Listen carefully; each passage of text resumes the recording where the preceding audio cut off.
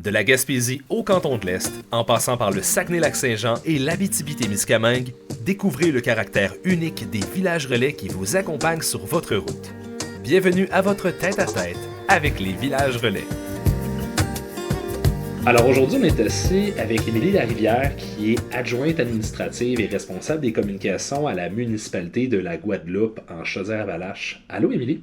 Bonjour, Patrick. Merci de nous accueillir chez vous. Parle-nous un peu de la municipalité, de l'histoire, du caractère qu'on retrouve ici. Mais la question est quand même assez large. Oui, je sais, oui. Je vais y aller au meilleur de mes connaissances, puis je vais vous décrire mon village, comme je le vois aussi. Là. La Guadeloupe, c'est situé en Chaudière-Appalaches, comme tu as dit tantôt, dans la MRC Beauce-Artigan. On est situé sur deux axes routiers, la route 108 et la route 269. Fait que c'est un village qui est très passant. Il y a beaucoup de circulation automobile. Fait que les gens, en allant vers l'Estrie, ils vont passer par ici, là, sur la route 108. On est un petit village d'environ 1846 habitants. C'est un village qui est très industriel et commercial. On a beaucoup d'industrie, on a beaucoup de commerce, on a beaucoup d'entrepreneurs aussi. Il y a beaucoup de gens avec la fibre entrepreneuriale là, qui ont eu des gens visionnaires là, qui ont eu des beaux projets là, ici à la Guadeloupe. On est aussi un village touristique quand même avec le camping Chevalier. Il y a plus de 600 terrains actuellement dans le camping. Là. Il y a des glissades d'eau, des piscines. Il y a plein d'attractions là, pour les festivaliers, mais les campeurs. Mm-hmm. On a aussi un centre sportif, des parcs. Il y a les trails de skidoo 4 roues aussi qui vont passer sur le territoire. On offre beaucoup de services aussi communautaires avec la halte famille ici qu'on a dans l'édifice municipal. D'ailleurs, quelqu'un qui arrive pour la première fois à la Guadeloupe, c'est quoi la première chose qu'il remarque en arrivant ici? La première chose qu'il remarque en arrivant ici, mon Dieu, je suis embêtée de la question. Ben, je pense que je pourrais peut-être te lancer sur quelque chose que moi, la première fois que je suis passé, il y a plusieurs années, quand j'étais transporteur, je pense que c'est le nom. Est-ce qu'il y a un lien entre la municipalité et le pays du même nom ou c'est complètement sorti de nulle part? Pour faire une historique de la Guadeloupe, là, je vais sortir les grandes dates. Là. En fait, nous, avant ça, on faisait partie du village de Saint-Évariste, qui est nos voisins juste en haut de la côte ici. La Guadeloupe et Saint-Évariste étaient ensemble. C'était juste un village qui s'appelait Saint-Évariste. En 1929, le 6 août, il y a eu une constitution il y a eu la constitution du village de Saint-Évariste-Station. Fait que là, à partir de 1929, on était dissocié du village de Saint-Évariste. Il y avait Saint-Évariste-Village qui était en haut de la côte, puis Saint-Évariste-Station là, qui était ici aujourd'hui le village de la Guadeloupe. Là, les gens, c'était beaucoup religieux dans le temps. Il y avait la traque de chemin de fer qui passait. Puis les gens, là, c'est ça, c'était beaucoup d'un côté de la traque, de l'autre côté de la traque. Les gens, ils voulaient avoir leur église de ce côté-ci qui était de la Guadeloupe, puis l'autre bord de la traque, dans le fond, vers Saint-Évariste. Il y avait comme une espèce de division entre les deux. Puis ils ont décidé, là, ils voulaient avoir leur église ici à Saint-Évariste-Station. Dans le fond, il y avait Saint-Évariste-Village, Saint-Évariste-Station. Mais en 1945, il y a eu l'érection canonique de la Guadeloupe, Notre-Dame de la Guadeloupe, suite, dans le fond, à la visite du cardinal Jean-Marie Rodrigue Villeneuve au Mexique. Là, il y a eu l'érection canonique, puis là, on s'est nommé, dans le fond, Notre-Dame de la Guadeloupe. Ils ont fait l'église en 1947. Puis en 1949, ils ont demandé, il y a eu un changement de nom du village Saint-Évariste-Station vers la Guadeloupe. Tu nous as parlé d'un truc très, très important, puis moi, comme automobiliste, c'est quelque chose que j'ai pas eu besoin d'arrêter trop souvent pour m'en rendre compte. C'est la fibre entrepreneuriale, qui est quand même un caractère très, très beauceron. Puis vous êtes genre, quand il y a un problème, vous trouvez rapidement une solution.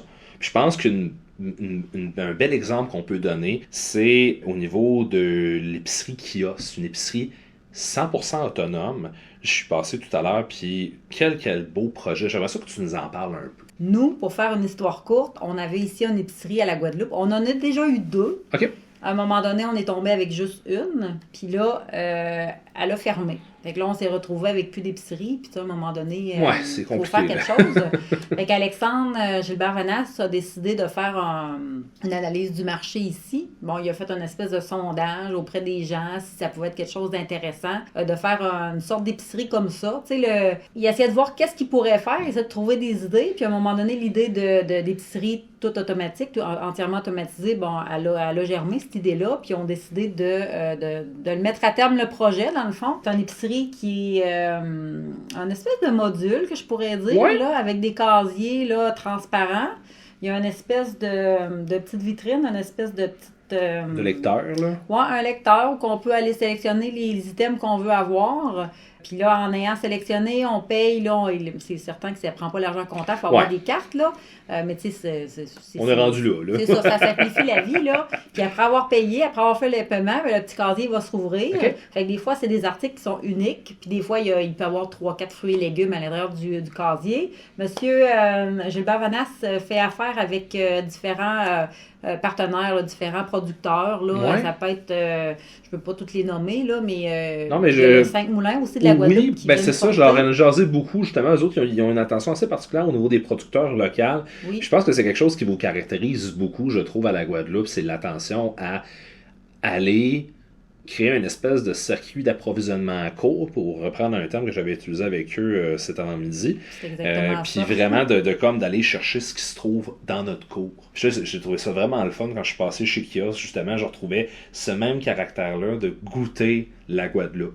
Je pense qu'il n'y a pas de meilleur moyen de le dire. Pour les gens qui veulent peut-être une image, peut-être vous avez vu ça sur les réseaux sociaux, c'est un concept qu'on voit beaucoup en Asie. C'est comme tu débarques dans le magasin, c'est ouvert 24 heures sur 24, 7 jours sur 7, il n'y a personne. Tu commandes sur le lecteur ce que tu as besoin, la porte s'ouvre, tu ramasses. Merci, bonsoir. C'est cool. C'est quoi la réaction des gens au niveau local? Comment les citoyens de la Guadeloupe ils trouvent ça?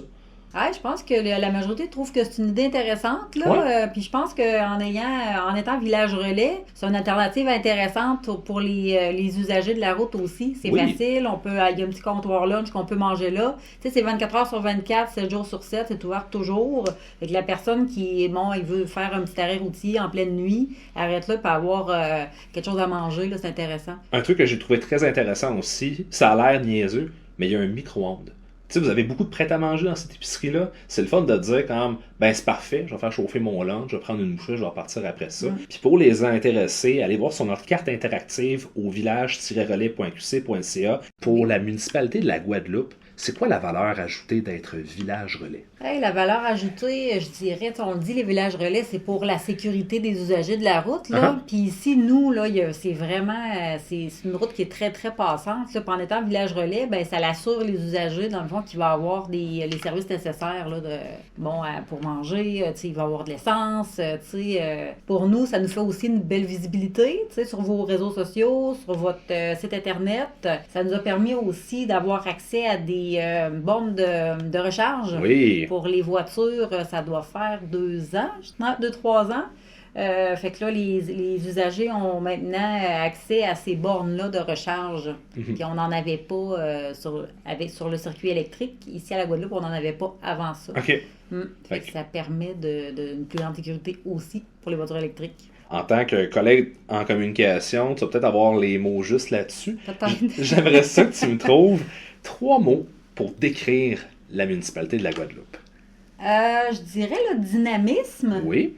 Bon, tantôt, je parlais aussi de fibre entrepreneuriale. Ça pourrait être aussi ça. Puis l'autre que je pourrais dire, ça peut être... Je pense, en tant que natif de Chaudière-Appalaches, je vais juste dire magnifique. Quand on voyage d'une région à l'autre, on remarque aussi qu'il y a un gros changement au niveau des climats, au niveau de la faune, de la flore. Puis moi, quand je reviens chez nous, je te dirais Appalaches, j'ai tout le temps un wow qui me vient en tête. Puis c'est le terme que j'avais en tête quand je suis passé dans votre coin. Ben ça décrit bien. On va terminer sur une belle note, mais je vais quand même te donner un petit défi pour terminer ça. Oui, je vais essayer. Je me mets dans la peau d'un usager de la route. J'ai le temps de faire un seul arrêt ici à la Guadeloupe. Où est-ce que tu me diriges?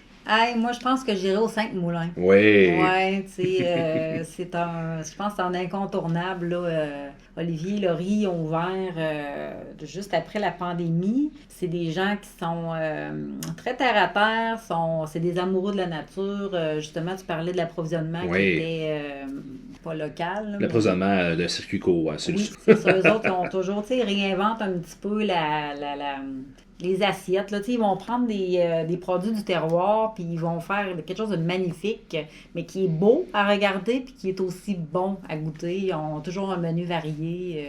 Vraiment chapeau. Là, les gens viennent de loin, on a juste des bons commentaires. C'est un incontournable à la Guadeloupe. Et une belle fierté aussi pour le réseau des villages relais. Émilie, merci beaucoup de nous avoir accueillis chez vous. Merci Patrick d'être venu. Pour prendre une pause en toute sécurité, pour découvrir des attraits uniques en leur genre ou pour rencontrer des communautés de gens passionnés, repérez les villages relais sur votre route. Pour en apprendre plus sur le réseau et pour planifier vos prochains déplacements, rendez-vous au village avec un S-relais.qc.ca.